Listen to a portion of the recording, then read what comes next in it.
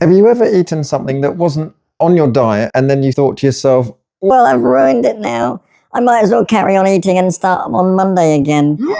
yeah, this is very common. This kind of cock-up meal isn't normally the real problem. The problem is the meaning that you're attaching to it. Let me explain this. In your brain, one unplanned meal becomes evidence that you failed yourself and your diet. Your failure becomes permission for you to abandon the rest of the day, maybe even the week and the month. Then one of your decisions becomes the decision of time. In other words, a split decision that lasts milliseconds in your brain ends up lasting the entire weekend or another month away from your goals. That's what I call dichotomous thinking. For you, it's a fixed decision that becomes a timeline of success or failure, perfectionism or pointlessness, or you're either on a plan or you're off the wagon plan.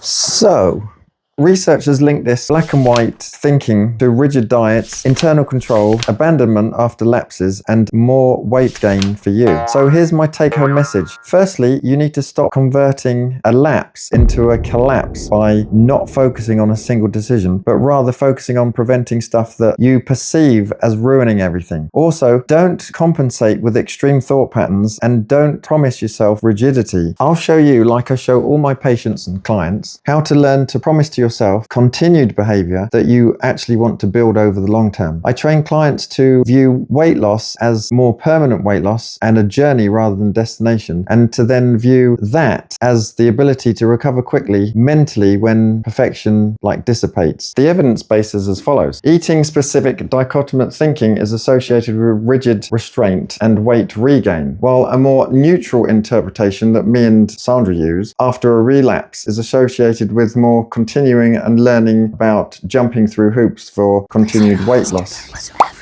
efforts. Follow for brain first evidence-based health skills to work with me on permanent fat loss, strength, rehabilitation, or health skills coaching. Use the links in my profile or video description.